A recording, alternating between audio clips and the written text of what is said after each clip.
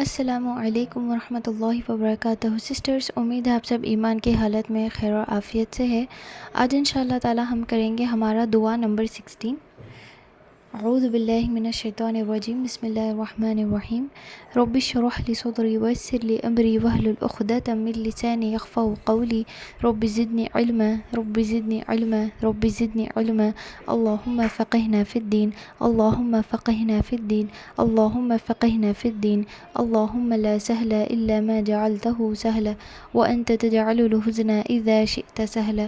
بسم اللہ الرحمن الرحیم۔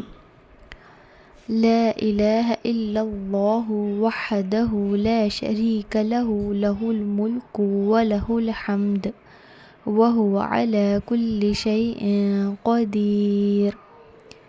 یہ آپ کی دعا نمبر 16 ہے۔ چلیے ہم اس کے تلفظ پر تھوڑا سا غور کرتے ہیں۔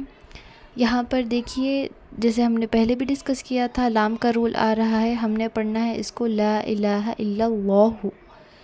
اس کو ہم نے لا نہیں پڑھنا ہے، ہم کو اس کو لا پڑھنا ہے۔ وحدہ، وحدہ نہیں وحدہ۔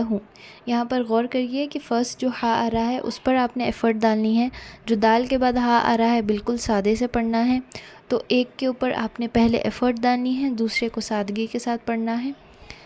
تو اس میں آپ نے کنفیوژن نہیں رکھنا ہے۔ کچھ لوگ ہا کو موٹا پڑھنے کے لیے، ہا پر ایفرٹ ڈالنے کے لیے جو دال کے بعد آ رہا ہے اسے بھی موٹا پڑھ دیتے، اس پر بھی ایفرٹ ڈال دیتے ہیں، جیسے کہ وحدہ، وحدہ بھی نہیں پڑھنا ہے ہم نے پڑھنا ہے وحدہ لا شریک لہ، لہ الملک ولہ الحمد وہو علی، علی نہیں علی، عین ہے وہاں پر، کل شیء قدیر، قدیر نہیں پڑھیں گے آپ، قدیر، قوف ہے وہاں پر، قو پڑھنا ہے آپ نے، قدیر۔ اس دعا کو آپ پوزز کے علاوہ بھی کنٹینیوشن کے ساتھ بھی پڑھ سکتے ہیں، جیسے کہ لا الہ الا اللہ وحدہ لا شریک لہ، سٹاپ کے ساتھ بھی آپ پڑھ سکتے ہیں، سٹاپنگ کے ساتھ، لہ الملک ولہ الحمد وہو علی کل شیء قدیر۔ تو انشاءاللہ تعالیٰ آپ نے کوشش کرنی ہے کہ آپ اسے تجوید کے ساتھ یعنی پروننسیشن کے ساتھ یاد کریں۔ میرے خیال سے یہ دعا جو ہے بہت سارے لوگوں کو آلریڈی آتی ہے، تو انشاءاللہ تعالیٰ بس جس کو آتی ہے وہ اپنے تلفظ پر تھوڑا سا توجہ دے، اور جس کو نہیں آتی ہے وہ انشاءاللہ تعالیٰ سیکھ لیں گے۔ چلیے ہم آگے بڑھتے ہیں اس کے ترجمے کی طرف۔ اس کا ترجمہ ہے: اللہ کے سوا کسی کی عبادت کا حق نہیں، وہ اکیلا ہے، اس کا کوئی شریک نہیں، اس کے لیے تمام بادشاہت اور تعریف ہے، اور وہ ہر چیز پر قادر ہے۔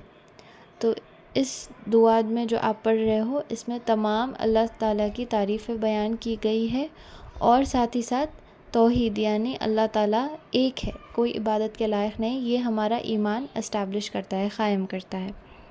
چلیے ہم اس کے بینیفٹس دیکھتے ہیں، ہم اس کا ریوارڈ دیکھتے ہیں کہ ہم اسے کیسے پڑھیں۔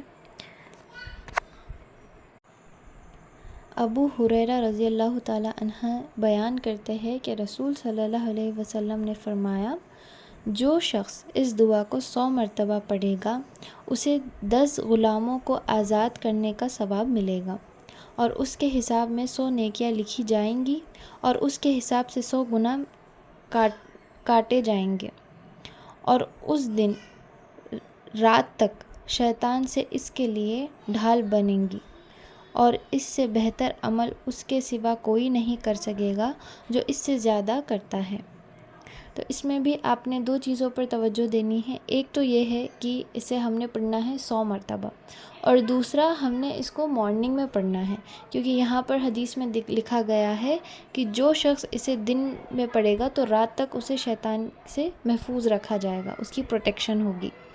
تو 2 چیزیں ہیں آپ نے اس کو کرنی ہے، ایک تو یہ ہے کہ اسے 100 مرتبہ پڑھنا ہے، دوسرا یہ ہے کہ آپ کو دن کا ٹائم نکالنا ہوگا اس کو پڑھنے کے لیے۔ جیسے میں نے پہلے بھی منشن کیا تھا کہ رات کے وقت ہمارے لیے رات کا وقت تب سے شروع ہوتا ہے مغرب سے، تو مغرب کے بعد دوسرا دن لگ جاتا ہے، تو ہمیں خصوصاً فوکس یہ کرنا ہے کہ ہم اسے پورے دن میں 100 ٹائمز پڑھ لیں۔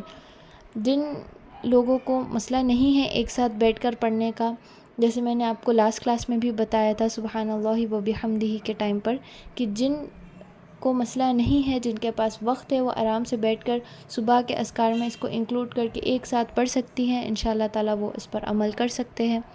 اگر کچھ خواتین ہیں جن کو مسئلہ ہے کہ وہ ایک ساتھ نہیں بیٹھ سکتی، ان کے کوئی دوسرے مصروفیات ہوتی ہیں صبح میں جن کو انہوں نے دیکھنا ضروری ہے، تو آپ ایسے کر سکتے ہو۔ نمبر 1، جیسے میں نے کہا کہ ہر صلاح میں آپ اسے ڈیوائڈ کر لیجئے، ٹھیک ہے، جیسے کہ فجر میں ہو گیا 30 یا 40 ٹائمز، پھر ظہر میں، پھر عصر میں کچھ، تو ایسے آپ 100 کر سکتی ہیں۔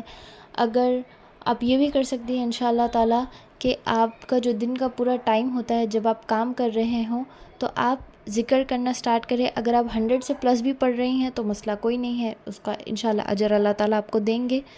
تو آپ یا تو اپنے کاموں میں جو دن کے روز کام رہیں گے، یا پھر ٹریولنگ ہے، یا پھر کوئی بھی کام ہے، تو آپ انشاءاللہ تعالیٰ اپنا یہ ذکر پورا کر سکتی ہیں، یا پھر آپ اسے نماز میں ڈیوائڈ کر دیجئے، یا پھر آپ یہ کر سکتے ہیں کہ انشاءاللہ تعالیٰ فجر میں ہی آپ ایک ساتھ بیٹھ کر اسے پڑھ لیں۔